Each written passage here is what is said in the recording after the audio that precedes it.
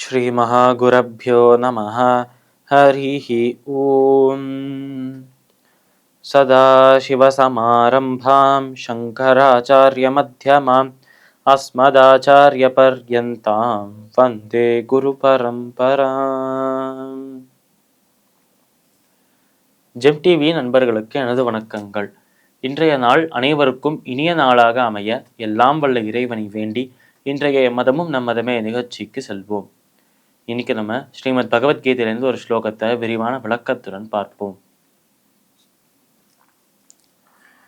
சமம் காய சிரோ கிரீவம் தாரயன் அச்சலம் ஸ்திரஹ சம்பிரேக்ஷ்ய நாசிகாக்ரம் ஸ்வம் திசச்சான் அவலோகயன். இந்த ஸ்லோகம் ஸ்ரீமத் பகவத்கீதையின் 6வது அத்தியாயமான தியான யோகத்தில் 13வது ஸ்லோகம். இந்த ஸ்லோகத்தில் நம்ம கிருஷ்ணர் அர்ஜுனனை பார்த்து சொல்வது, போன ஸ்லோகத்தில் அதற்கு முன்பு ஸ்லோகத்தில் 2 ஸ்லோகங்களுக்கு முன்பு 11வது ஸ்லோகத்தில் ஒரு ஆசனத்தை எப்படி அமைத்து அந்த தியானத்தை செய்வதற்கான ஆசனம் எவ்வளவு முக்கியம், அந்த ஆசனத்தை எப்படி அமைக்க வேண்டும், அதை எங்கு அமைக்க வேண்டும் என்று எல்லாம் சொன்னார். போன ஸ்லோகத்தில் இந்த ஒரு தியான யோகத்தை பின்பற்றும் நபர் எப்படி இருக்க வேண்டும், எந்த மனநிலையில இருக்க வேண்டும், அதாவது அந்த ஒரு சித்தத்தையும் அந்த மனதையும் அதே நேரத்தில் இந்திரியங்களை புலன்களையும் கட்டுப்படுத்தி வைத்திருக்க வேண்டும். அந்த நிலையில்தான் தியான யோகம் சித்தி பெறும் என்று சொன்னார். அப்பேற்பட்ட அந்த நிலையில் இருந்து இந்த தியான யோகத்தை செய்பவனுக்கு ஆத்ம சுத்தி, அதாவது தன்னோட ஆத்மாவில் அந்த கர்ம பலன் என்கிற மலம் அழிந்து அந்த ஆத்ம சுத்தியை பெற்று மோட்சத்தையும் பெறுகிறான் என்றும் சொல்றார். அப்படியே அந்த தியான யோகத்திற்கான அந்த வழிமுறைகள்ல அது எப்படியெல்லாம் செய்யணுங்கிற அந்த ப்ரொசீஜர்ஸை இதுக்கப்புறம் வரப்போற ஸ்லோகங்கள்ல சொல்றார். அந்த வகையில இந்த ஸ்லோகத்தில் சொல்ற அந்த விஷயங்கள் குறிப்புகள் என்னென்ன என்றால், சமம் காய சிரோ கிரீவம் தாரயன் அச்சலம் ஸ்திரஹா.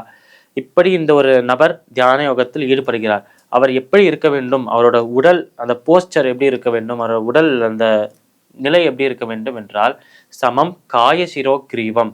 காயம் என்று சொன்னாலே இந்த பகுதி, உடலின் இந்த ஒரு பகுதிக்கு காயம் என்று பெயர். சிரம் என்றாலே, சிரஸ் என்றாலே தலை என்ற பொருள். கிரீவம் என்றாலே கழுத்து என்ற பொருள். சமம் காய சிரோ கிரீவம், தலை, கழுத்து, உடலின் இந்த பகுதி, முன்பகுதி, இப்படி இருக்கும் இந்த மூன்றுமே ஒரே நேர்கோடில் இருக்க வேண்டும் என்று சொல்றார். அதாவது தலையை குனிந்து கொண்டு அந்த கழுத்தை இப்படி அப்படி ஆட்டிக்கொண்டு தன்னோட உடலை கொஞ்சம் இப்படி அப்படி என்று வைத்து கொண்டிருந்தால் அப்போ தியானத்தை சரியாக செய்ய முடியாது. ஆனால் தியானத்தை செய்யும் போது இந்த உடலின் இந்த பகுதியும் கழுத்தும் தலையும் ஒரே கோட்டில் ஸ்ட்ரெயிட் லைன்ல இருக்க வேண்டும் என்று சொல்றார். சமம் காய சிரோக்ரீவம் தாரையன் அச்சலம் ஸ்திரஹ. இதுவும் ஆரம்பத்தில் இப்படி வைத்துக்கொண்டு போக போக தூக்கம் வர்றது கொஞ்சம் களைப்பாக இருக்கு என்ற சாயக்கூடாதான். அந்த தியானத்தை ஆரம்பித்து தியானத்தை முடிக்கும் வரையில் அதே நிலையில் அதே போஸ்டர்ல உட்கார்ந்துட்டு இருக்கணும். இந்த போஸ்டரை, இந்த ஒரு நிலையை, இந்த உடல் அமைப்புகளை இதை மாத்தினோம் என்றால் அந்த இடத்திலேயே தியானம் துண்டிக்கப்பட்டு அந்த ஒரு பலனும் நமக்கு கிட்டாமல் போய்விடும் என்று சொல்றார் நம்ம கிருஷ்ணன். சமம் காய சிரோக்ரீவம் தாரயன் அச்சலம் ஸ்திரஹ சம்பிரேக்ஷ நாசிகாக்ரம் ஸ்வம் திசச்சான் அவலோகயன். இப்படி கண்களை மூடி தியானம் செய்வதில் இன்னொரு ப்ராப்ளம் வர்றதுக்கு வாய்ப்பு இருக்கு. கண்களை மூடிக்கொண்டால் தூக்கம் ரொம்ப சீக்கிரமாகவே சில பேருக்கு வந்துடும். அதற்கான ஒரு விடையாக, அதற்கான ஒரு சொல்யூஷனாக என்ன சொல்றார் நம்ம கிருஷ்ணன் என்றால், தங்களோட கண்களை, நம்மளோட பார்வையை அந்த இந்த நூக்கின் நுனியில் அந்த பார்வையை செலுத்த வேண்டும் என்று சொல்றார். ஏனென்றால் ஏதோ ஒரு விஷயத்தில் கவனத்தை செலுத்த வேண்டும். அந்த நூக்கின் நுனியில் நம்ம கண்களை வைத்து கொண்டாலும் மனதை அந்த இறைவனிடம் வைத்து அந்த இறைவனின் அந்த குணாதிசயங்களை, அவரோட குணங்களை, அவரோட சொரூபத்தை, இப்படி அவரோட லீலைகளை, இது எல்லாத்தையும் மனதில் வைத்து கொண்டே இருக்க வேண்டும். இப்படி மனதில் அவரை நினைத்து கொண்டு கண்களை மூக்கின் மீது வைத்தோம் என்றால் நமக்கு தூக்கமும் வராது, அவரை நினைத்ததும் போலவும் இருக்கும். அதனால் தியான யோகத்திற்கு முக்கியமான தூங்கக்கூடாது, அந்த இறைவனை மட்டுமே நினைக்க வேண்டும், ஒரு நிலையான மனதோடு இருக்க வேண்டும்.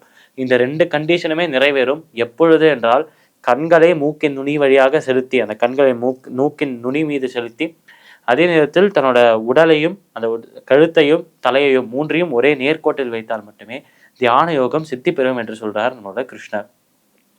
பகவத்கீதையின் 6வது அத்தியாயமான தியான யோகத்தின் 13வது ஸ்லோகத்திற்குண்டான விளக்கம் இதுவே. மீண்டும் நாளை சந்திப்போம். நன்றி, வணக்கம்.